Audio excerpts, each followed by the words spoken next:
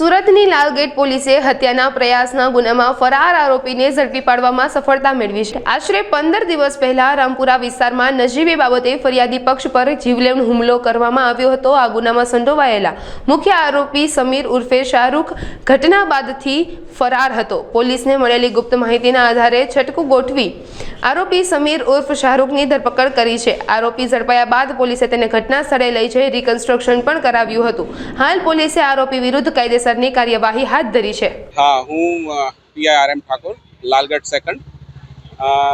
गई 5 तारीखे यहाँ 300 मतलब BNS 109 મુજબનો ગુનો બનેલો હતો। એ પ્રકારનો આરોપી આજરોજ ધરપકડ થતા અહીંયા લાલગેટ વિસ્તારમાં જે એનું રિકન્સ્ટ્રક્શન કરવામાં આવેલ છે। આરોપીનું નામ છે સમીર ઉર્ફે શાહરૂખ।